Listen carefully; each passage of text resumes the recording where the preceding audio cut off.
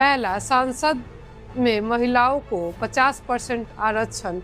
CJP मांग करती है कि सांसद और कैबिनेट में महिलाओं को बिना सीटों की संख्या बढ़ाए आधा हक मिले।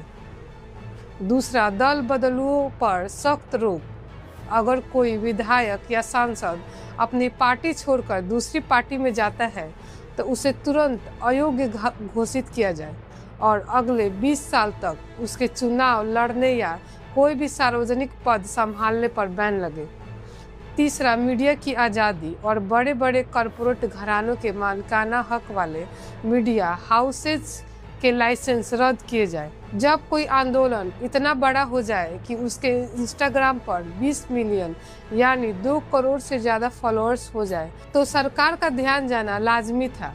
देखते ही देखते इस आंदोलन को राजनीतिक समर्थन भी मिलने लगा। तृणमूल कांग्रेस की सांसद महुआ मोइत्रा और कीर्ति आजाद और कांग्रेस नेता शशि थरूर जैसे दिग्गजों ने इस पर प्रतिक्रिया दी।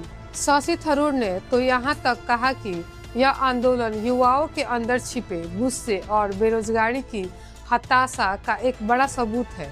लेकिन जैसे ही यह मूवमेंट वायरल हुआ, इस पर सरकारी हंटर भी चला। कॉकरोच जनता पार्टी के एक्स ट्विटर हैंडल को भारत में ब्लॉक कर दिया गया।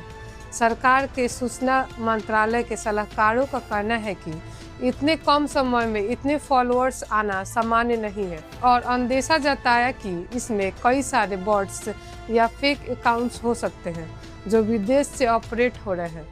वही फाउंडर अभिजीत दीपके का दावा है कि उनके 95% फॉलोअर्स भारतीय युवा हैं और इस पॉपुलैरिटी के बाद उन्हें लगातार जान से मारने की धमकियां भी मिल रही है। तो दोस्तों, आखिर में सवाल यही उठता है कि क्या कॉकरोच जनता पार्टी सिर्फ एक इंटरनेट मीम है जो कुछ दिनों में खत्म हो जाएगा, या फिर यह भारतीय राजनीति में युवाओं की तरफ से एक मुख्य क्रांति की शुरुआत है।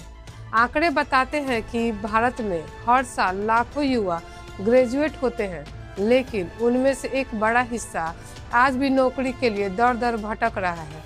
जब युवाओं की उम्मीदें टूटने लगती है तो वे गुस्से और निराशा को बयां करने के लिए ऐसे ही अनूठे व्यंग्यात्मक रास्तों को चुनते हैं।